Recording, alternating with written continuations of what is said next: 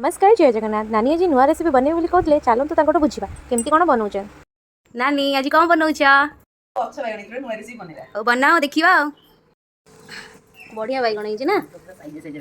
तो सांग मैंने आम गचर केते सुंदर बैगण है। नानी ताको पानी रे पकईदेले एमती कहीं काटुचा केमी बैगण कटा हम जानले तो छुरी आम 4 खंड बैगण अधा 4 खंड लेखा करवा। तो आम बैगण भी कटा हो गोटा बैगण चलतु देखा चलतु बुझा नानी आज गोटा बैगण मसला केमी तैयारी कर सी आज निजे कहे चलतु देखा।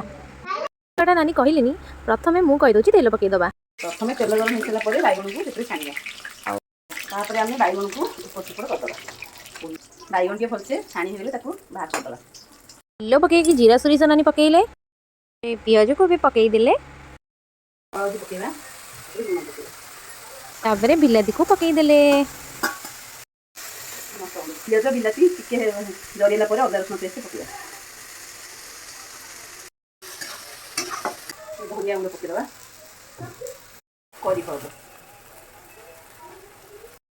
टेस्ट में कस्तूरी मेथी पकईदबा मसला रू तेल बाहरी गले कषा छाड़दबा आम कषि आसला कषि गोटे नुआ रेसिपी कर खाया कषिगला पानी देदबा एति पानी दौच बेसी पानी रही अल्प पानी रहा काठुआ काठुआ टाइप रहा ना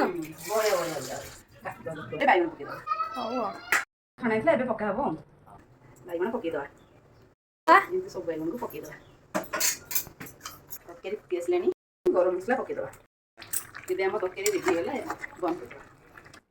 तो सांग मैंने नानी गोटा बैगण मसला रेडी करते चलतु चाखा केमती लगुच।